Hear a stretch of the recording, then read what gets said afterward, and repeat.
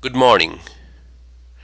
This is Dr. Mitra, Shubhru Mitra, and I would like to welcome you all to my Introductions to Operations Management class, MGMT 3830. Before we start discussion on the chapter topic, I'd first like to say that you should be well conversant with the syllabus before you start the course. Especially you should be knowing when the quizzes are due, when the exams are due, what are the different grading matrix which is being used for this course. So we are having 5 quizzes, quiz 1 to quiz 5, and you should look into the syllabus to know exactly when it is assigned and when is the due date. For the exam, we have 2 exams, exam 1 and exam 2, and again you should look into the syllabus to understand when you are expected to take the exam. Please try to understand that I don't appreciate students taking the exam or the quizzes after the due date. I usually don't allow it unless it is substantiated with enough reason, like you have to give enough documentation for that and it has to be approved by the department. So please don't request that to retake the quiz or the exam without any valid reason. Department won't approve it. The other thing is, like, before you start your quiz and your exam, please make sure that your internet connection is correct. It doesn't break off in between, so that you don't have to retake it. So overall, that is what I intend to get you acquainted with in the syllabus. So let me move over to the next slide. Operations management. So what is operations management all about? Getting the product from the supplier to the end user. So you have some supplier here and you have your end user, your consumers here. So there are a lot of activities in between. So management of those activities which enable the smooth flow of goods, not only smooth flow but also at the best rate and at the optimized rate maybe. So that is operations management. So it has got different aspects: understanding what is the consumer's demand, where do you locate your factory, what should be the timing of the shift, how much workforce do you need, and so on and so forth, how much inventory or raw material you need for production. So as you go along the course, you will understand each of those components. But this being a huge area, we will give you some understanding of each of those topics. We'll work out some mathematical problems, but again, one chapter may not be enough for each of the topics, so you will get some basic understanding of what it is.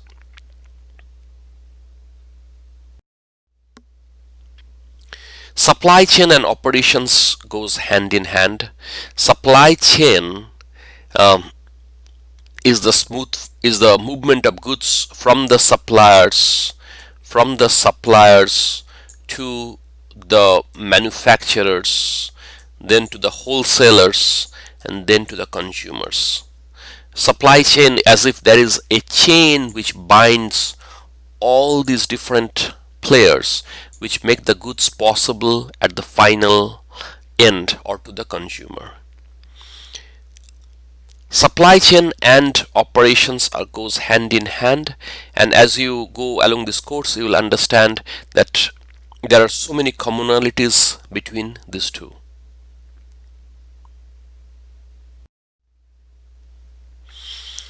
This is another slide which talks about supply chain. Another big aspect of supply chain is value addition. It is understood that at every point of the supply chain there is some value addition. So in this figure here, you have a farmer who is producing those wheat in his farm. It has a value of say $0.25 or 25 cents per pound. Again, these are some hypothetical numbers which are assumed for explanation purpose. So he grows those wheat, it moves from the farm to the elevator where it is stored. From there it goes to the processing plant, then it goes to the baker, it finally goes to the retailer where it is being sold to the final end user. And you will see that the price keeps on increasing. Price per ton or price per pound keeps on increasing. So that is the value addition. Unless there is a value addition, this supply chain becomes redundant. So another name for the supply chain is value chain.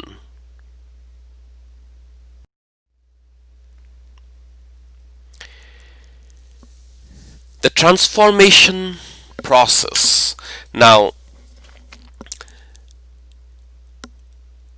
the value addition process has got some input, it has got some output. The major category of inputs are land, labor, capital, and information. If you think about the inputs for any manufacturing facility, you will see these are some of the inputs. The manufacturing process transforms it, and the output is either some goods or some services. Okay, we include service because that's a big component of what we produce in United States now. We are moving from a manufacturing economy to a service economy. And down there we have control, which acts as a feedback. If something goes wrong, then probably corrective measures can be taken.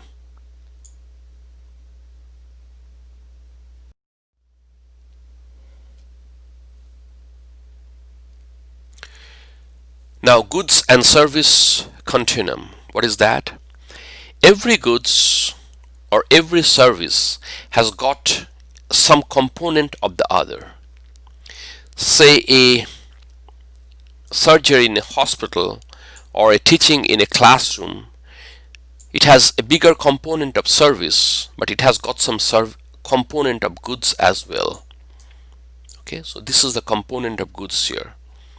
On the other extreme, say it is an automobile assembly, it has got more goods in it, the component which goes into the manufacturing of the car, but it has got some service component as well.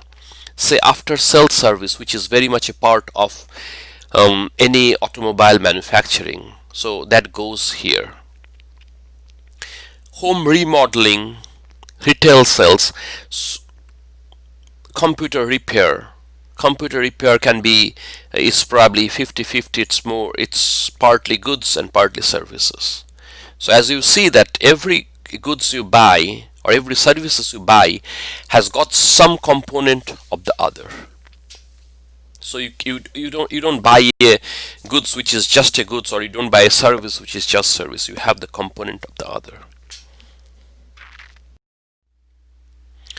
Manufacturing and service points of comparison. So as I said before, like manufacturing is one part of operation, service is another part. There are some differences between the two in degree of customer contact. Like service has got more customer contact compared to manufacturing. Labor content of the job, service is more labor content compared to manufacturing. Manufacturing is more uniform. You produce the same goods, maybe you can produce 1000 items which look exactly the same.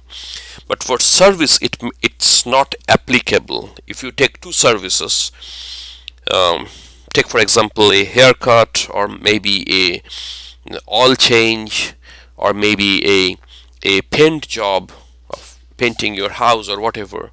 So two services will not be exactly similar. There will be some differences because there is that human component and the interaction between the client and the service provider. Measurement of productivity. It is much easier to measure productivity as far as manufacturing is concerned, because we can measure uh, number of items being produced in a day, maybe in a month. But for service, it's little difficult because each of the service provided is different.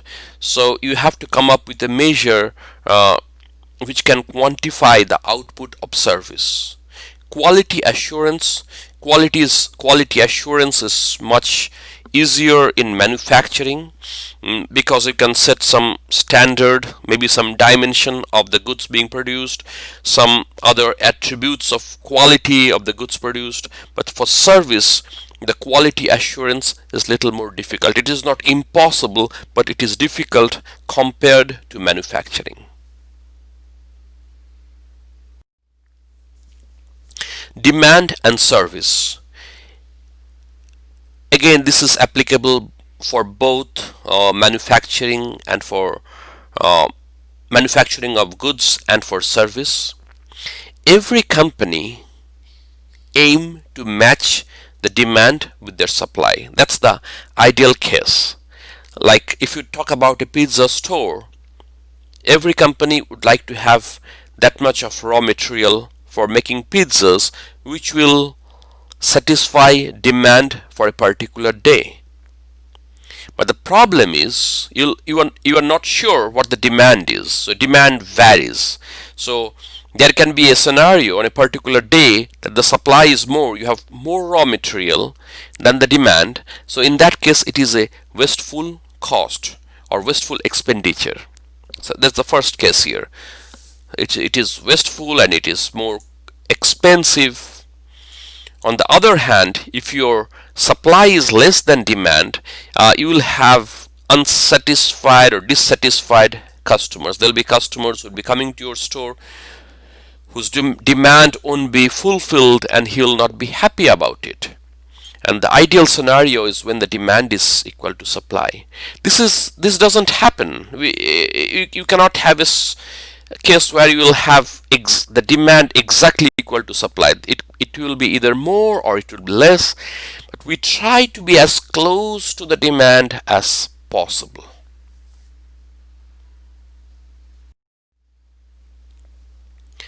Aim of production is to produce the right quantity in the appropriate place. So you have two stores. One has got more demand and one has got less demand. So you'd like to produce more at that location where there is more demand. At the desired time, again, the demand can vary. It can vary by day, it can vary by week, it can vary by month, by season.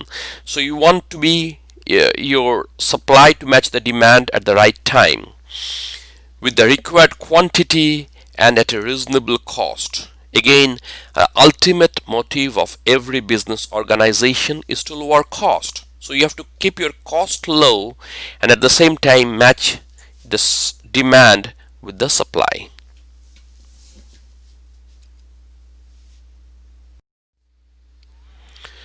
Difference between a project and production. Project is a one-time activity. Production is a continuous activity. For example, setting up a factory is a project. So it has a start date and an end date. So that is a project. Production is a continuous process. You keep on producing automobile. Same as building house, it is a project because it has a start date and an end date. Household activities, that is a production because it keeps on going.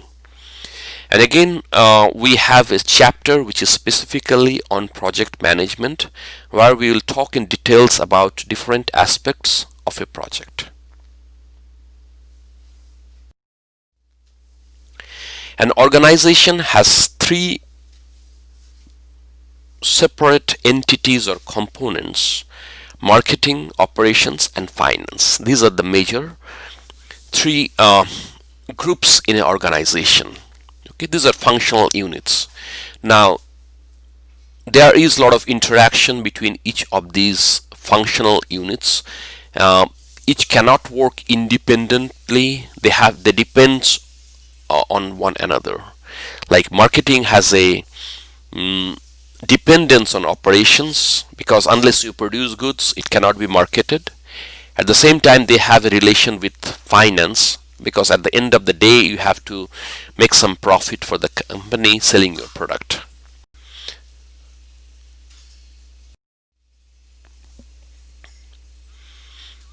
Now, here we see some coefficients which can be used to measure performance. The first coefficient which we'll see, or the first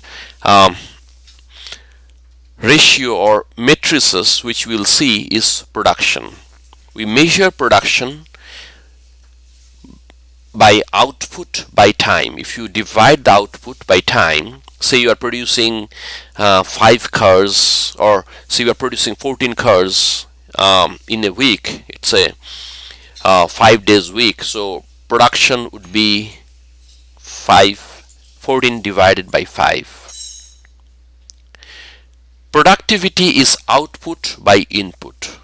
Say there is a input of 3 units or $3, and the output is $4. So that 4 by 3, that ratio is a measure of productivity.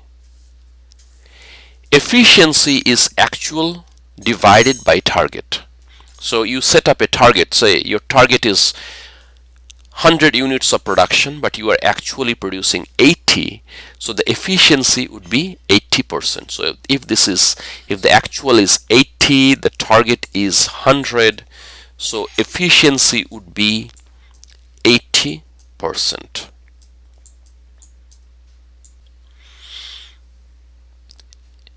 Effectiveness is equal to capacity to achieve desired goal. That is a measure of effectiveness, and flexibility is a capacity to respond to change. Okay, we are not giving any formula for measuring effectiveness or flexibility, but for the first 3 there are those formulas, and again I can say that these are very important from your quiz and exam perspective. Economic measures of performance. There are other measures of performance.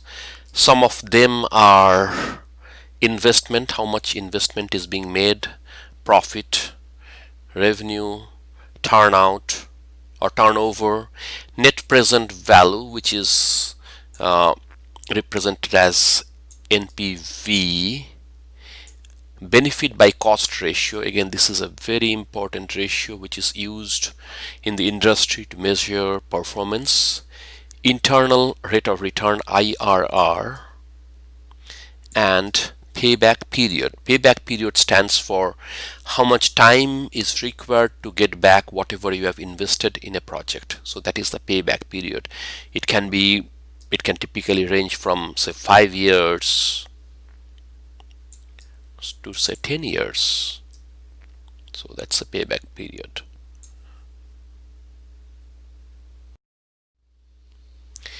Manufacturing and service.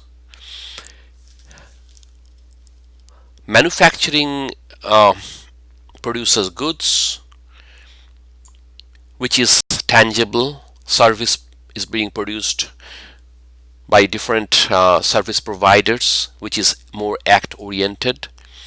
Now we have seen before that goods are service, they are intertwined with one another. Every component has got some percentage of goods and some percentage of service. For some it can be more goods and less service. For some it can be more service and less goods, but oftentimes there is both present in one activity.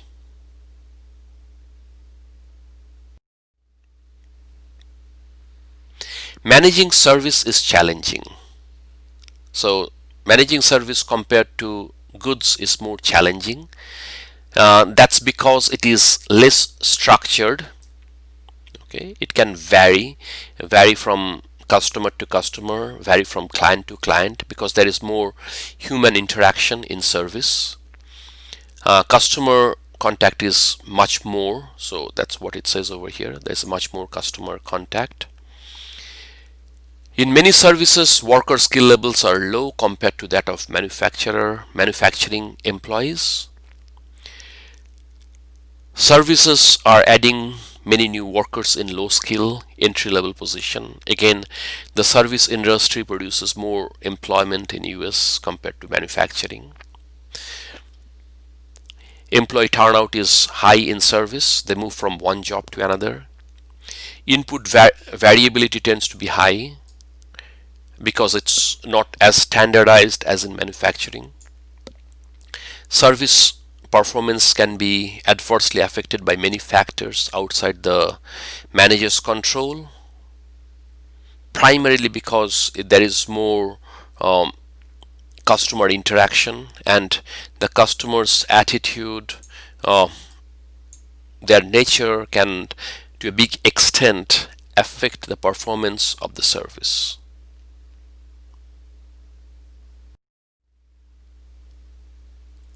Process management: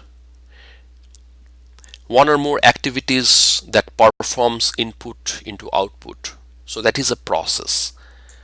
So say buying a ticket from a airline's website is a process. Okay, so one or more actions. So when you buy a ticket, you first try to search the availability, then the price, then you place your order, and finally the ticket is being delivered. So that's a process. Okay, process again can be of different categories. It can be upper management process, it can be operational process, and it can be supporting process. Upper management process is more macro level. They governs the operation of the entire organization. So that is an upper management process. Okay, they have a more macro level view. The operations process, on the other hand, is more micro level. They are more into um, getting the things done at the shop floor or at the uh, service delivery point. So those are more operational process. And you have supporting processes which helps this operational and both, and also upper management process, like IT process which can support both, or maybe a financial institution which support both. So those are the supporting process. Four sources of variation of goods or services being offered, or variety of goods or services being offered. So the greater the variety of goods and services offered, greater the variation in production. Okay. Structural variation in demand.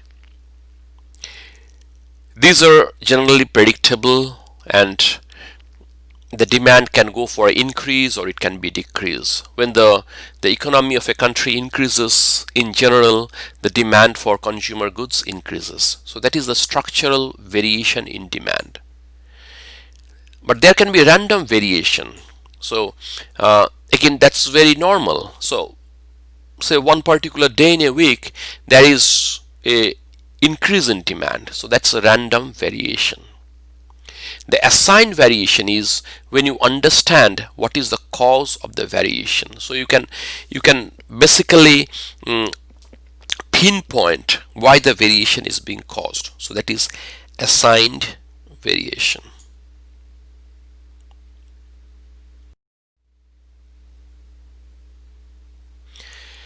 The scope of operations management, they includes forecasting, capacity planning, scheduling, managing inventories, quality, assuring quality, motivating employees, deciding where to where to locate facilities. Now, these are again different chapters which we'll have in this course, and we'll be discussing those in the future, like forecasting, what is capacity planning, what is inventory, what is quality, how do you measure quality, how do you improve quality, how do you locate your factory, what are the criterias based on which you locate your facility or a factory or maybe a distribution center, retail center, and so on. So these are the different attributes of quality. or these are the different scopes of operation management. So we'll cover each of those in more details in future chapters.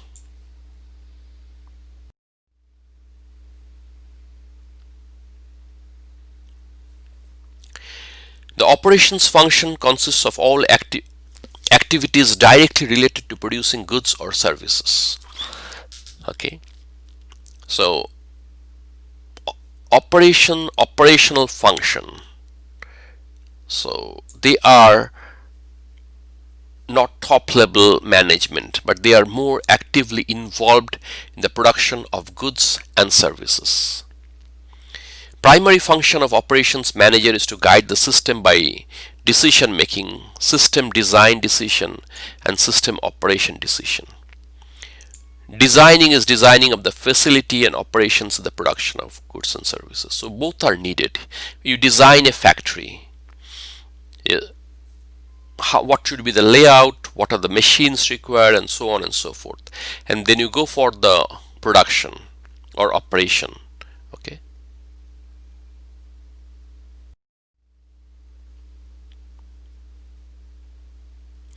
System design, it includes the capacity, decision on capacity. When you build your factory, what should be the capacity? How many items will they be producing every day? Facility location, where will you locate that factory? Facility layout. Okay, if you design a school, a university, how should it be laid out? Where should be the classrooms, and where should be the cafeteria, and so on and so forth. Product and service planning. So what are the different products that you are going to produce, or what are the different services you are going to provide? Acquisition and placement of equipment. What are the different equipment needed for production of goods or services, whether you buy it or rent it. Okay, so those are some of the systems design decision. These decisions are typically long-term decision, because once you make a building, you are not going to change it every month or every week. It's going to stay with you for the next few years. So it is a long-term decision. Determine parameters of system operation. Okay. So what are the criteria based on which you are going to take that decision? That's important. And you have to finalize those before you freeze your design.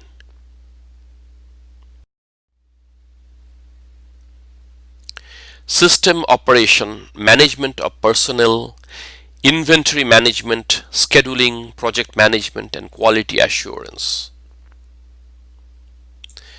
Management of personnel. So now we are talking about the operational design. So you need workers to work. So how many workers do you need? That's important. How much of raw material you are going to have? What should be the schedule? Like how long the machine should run, whether the workers will be working overtime. So those are some of the decisions of the scheduling.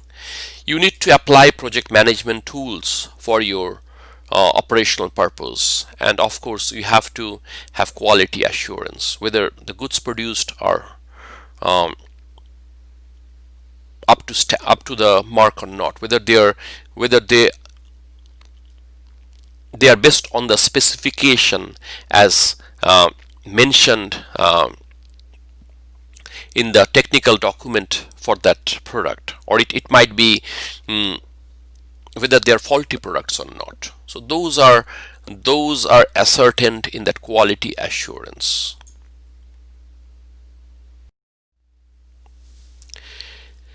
This figure shows that the employment in the service sector is increasing, and the employment in the manufacturing sector is decreasing. So this is the service sector. The employment in the service sector is increasing, manufacturing is decreasing. So maybe after 80s or late 80s, This change have started, they have crossed each other, and the service sector is employing more workers than the manufacturing sector.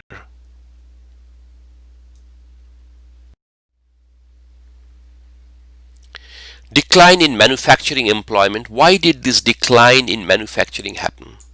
It can be because of the productivity increase. One worker can produce more, so you need less number of workers.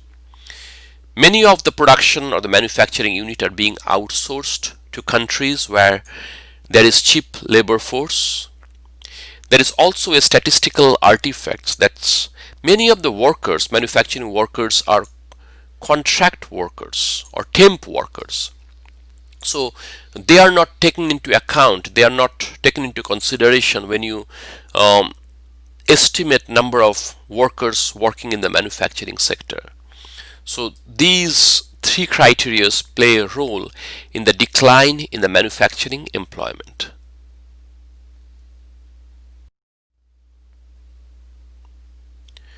Decision making. In operations, you need to take decisions. What are some of the decisions? What resources are needed? What raw materials do you need for your production? When they are needed? Where they are needed? How will he produce? How will he produce the goods or services? Okay. Who will do the work? How much workforce do you need? So these are some of the decisions you take. And again, there are a lot of tools which are being used. A lot of mathematical models are being used to take this decision.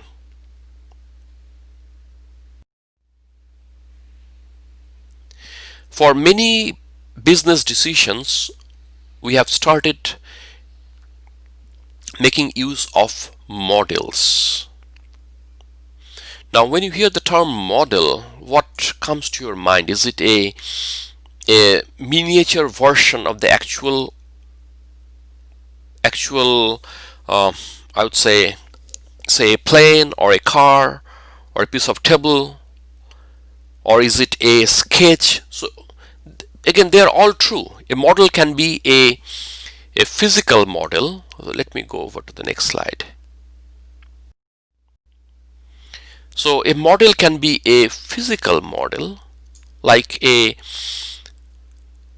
small airplane, which looks like the real plane, and it has got many of the features of that plane. Maybe it is made in a smaller scale, or it can be a schematic model.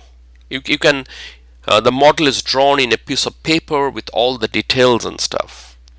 Or it can be a mathematical model. You use numbers to replicate what is happening in a real world. Now, for this course, we will be more concentrating on these mathematical models, because we are not going to make a model of a business, or we are not going to draw a business or make a blueprint of a business, but we are using some numbers to understand different processes of a business and take different decisions in business. Okay, so we'll be using mathematical models.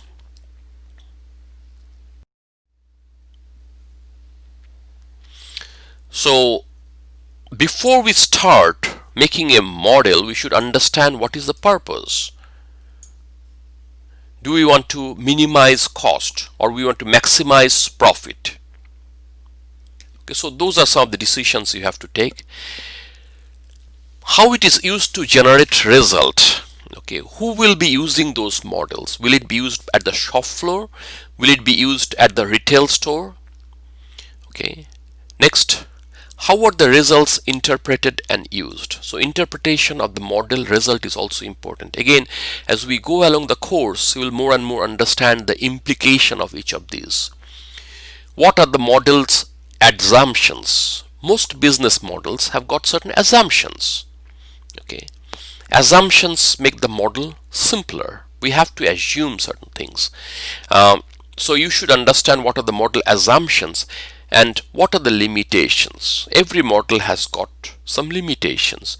It may or may not be applicable for all scenarios. So we have to understand the limitations as well. What are some benefits of model? It is less expensive. Okay, instead of investing money in a business, you can first make a mathematical model and see whether it is profitable. So that way it is less expensive. Require users to organize and sometimes quantify information. Okay, you have to gather information for your model. Increase understanding of the problem. So that model building process itself clarifies a lot of doubts. Enable managers to analyze what if. So you can try different scenarios, scenario 1, 2 and 3. If the economy increases, or if the economy goes down, or if the economy remains same what it is. So those are some of the what if scenarios you use. Serve as a consistent tool for evaluation and provides a standardized format for analyzing a problem. Enable users to bring the power of mathematics to bear on a problem. Okay, so we are using mathematical model. I think I mentioned that in the previous slide.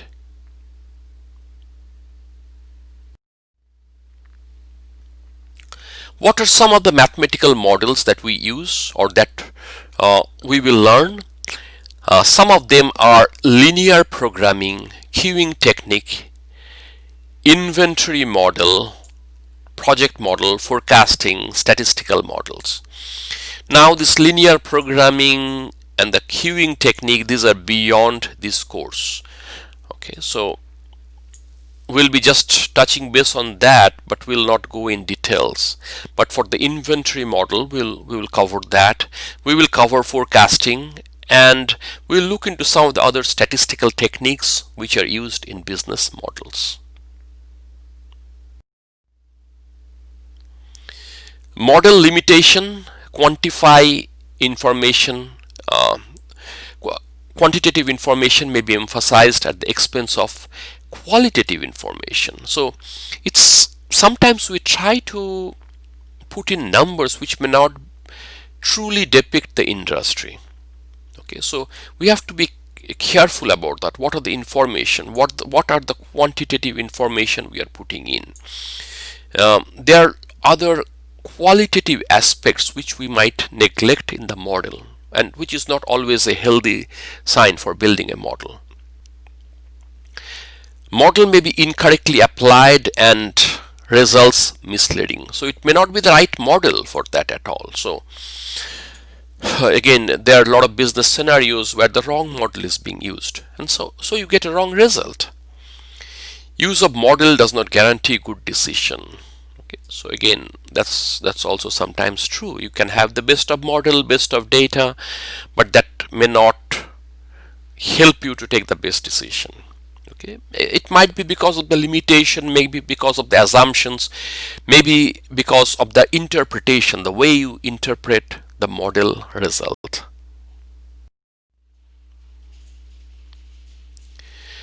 Matrices and trade-off. Managers, they use different matrices to manage and control operations. Okay, some of the matrices are profit, cost, productivity, forecast accuracy. Okay, what are these matrices? These are some ratios. These are some guidelines based on which we try to understand whether we are in the right direction or not, whether we are doing things in the right way or not. A trade-off is giving up one thing in return for something else. So what is this trade-off? Sometimes we can have low inventory, but that will increase the dissatisfaction of the customers.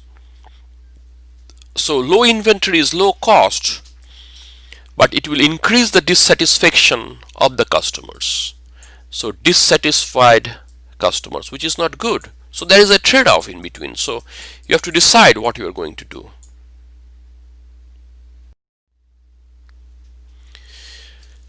Degree of customization. So more things are customized, the more labor intensive it is. If you go to a store and tell them that you want a particular type of furniture which is not readily available, so maybe they have to order the manufacturer to make that particular furniture for you. So that makes it more labor intensive. It will take more time. It will require much skilled workforce. It requires more flexibility. Many companies may not be able to do that. The volume of output decreases and it has got a higher price tag.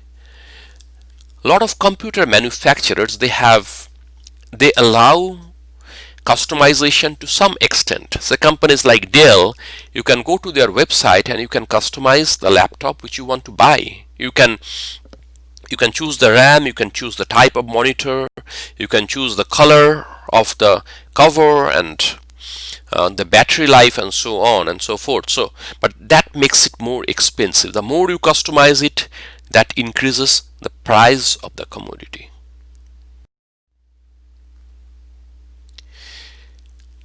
Establishing priorities. In nearly all cases, certain issues or items are more important than the other. So you should understand that, like in a business scenario, there can be hundreds of items, but you may not be able to attend all of those. You have to attend those which are most important, because your resources or your manpower is limited. So sometimes we use the Pareto phenomena. Pareto phenomena says that you focus your attention on commodities or on goods which impact your profit more.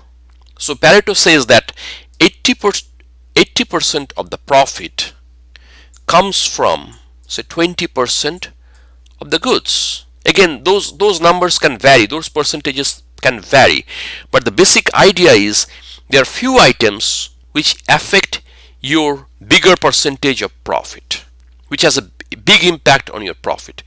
So because your resources are limited, it is judicious, or it is more justified to focus more on that 20% of the item, because if you do that correctly, you will be addressing 80% of your profit margin.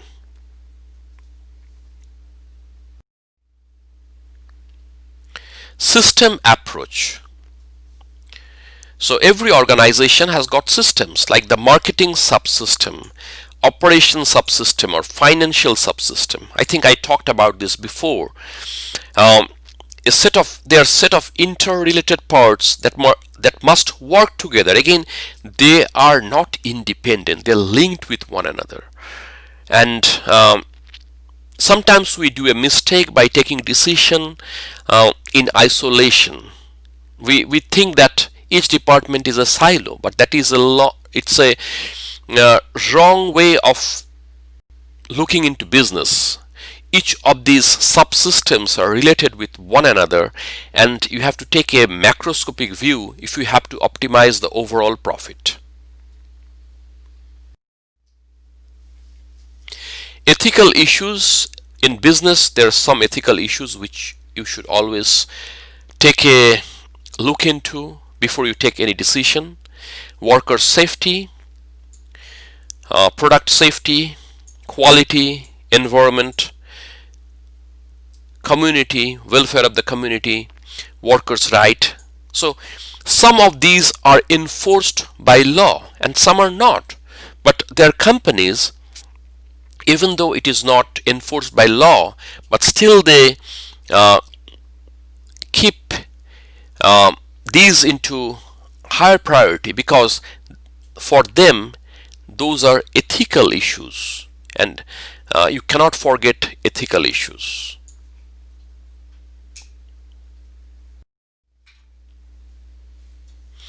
Historical evolution of operations management. Operations management started with that industrial revolution. These are some scientific tools. This has been developed by scientists and engineers, and then again they have changed over time. Different human relation movement has also affected operations management. Management science, decision models are part of that operations management. To a big extent, Japanese manufacturers have impacted operations management, and specifically as quality comes into picture, we rely more and more on Japanese manufacturers. They are the one who who have who have given the most importance on quality, and they have showed how quality improvement can make a company more profitable and at the same time long lasting. So you can get more satisfied customers in the long run if you have better quality, which in turn impacts your profitability and also the survival of the company.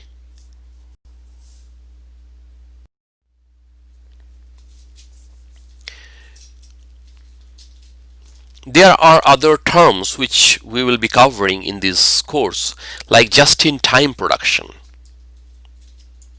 quality revolution. So again, there are different chapters where we will be targeting some of these, but let me just talk about just-in-time. Uh, the just-in-time, this term can be a little confusing. Uh, a lot of companies have started just-in-time manufacturing. What does it mean? Does it mean that within a second you get your supplies and you get the things done? No. Just in time means another term for just in time is lean operation. Just in time means you will keep your inventory as low as possible, and you will order your suppliers when you have a demand from your customers. So you don't have piles of inventory, piles of raw material, and then you produce your goods and then try to push it to your customers. But this approach is different. It is called a pull concept.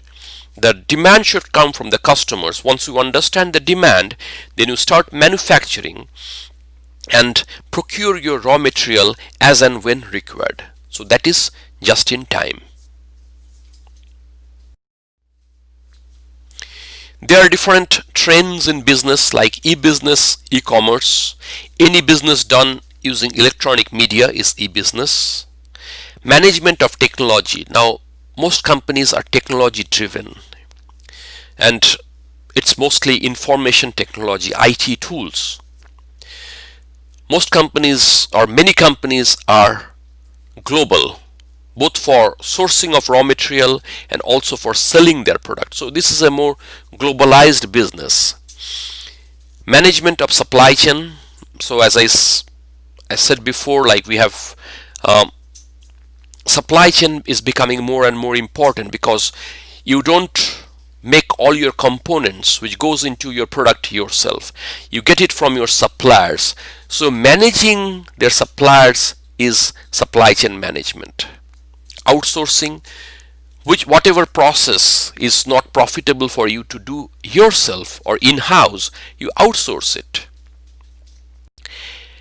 Then there are ethical business, there is agility, flexibility, and things like that. So these are the new trends in business.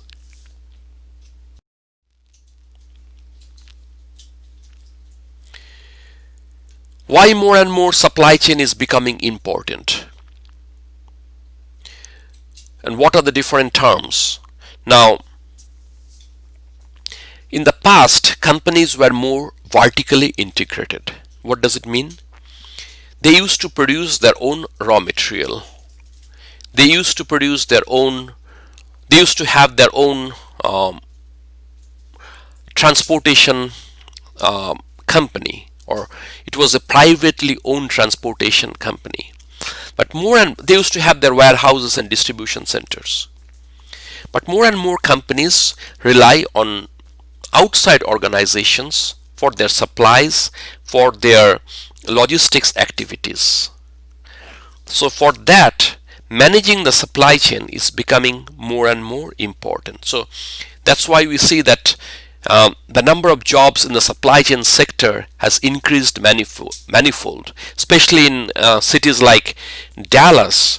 There are thousands or hundred thousands of supply chain jobs, and it is growing every year because of this. What are the different elements of supply chain? Customers, forecasting, design, capacity, planning, processing. Customers is, you should know your customers before you start producing your goods. Forecasting is a way of understanding customers' demand. Design, incorporating customer wants. Manufacturability, you don't make your product, or you don't design a product which you cannot manufacture. So before you design, you should make sure that you'll be able to make that product. Capacity planning, as I talked before, like every company wants to match the supply and demand. So that is capacity planning. Processing, quality, controlling the quality and scheduling work. So these are again different elements of the supply chain. Inventory, any raw material or semi-finished goods, those are called inventory. Purchasing is an important component of the supply chain because you have your suppliers from whom you purchase either raw material or semi-finished goods. You have suppliers and you have to monitor the quality of the supplier. So there are different tools. Again, there is a whole suite of software which is called the supplier management system, supplier management system, SMS, which is targeted towards supplier. Location, where do you locate your retail facility, where do you locate your distribution center. So you have a distribution center here.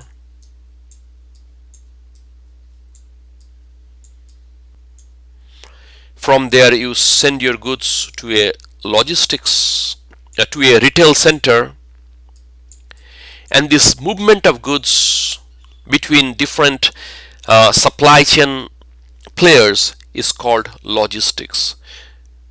Both movement and the storage of goods is called logistics. So logistics is a part of supply chain. I'm sure you have heard this term again and again, but what is that? So the movement of goods and the storage of goods efficiently is called logistics.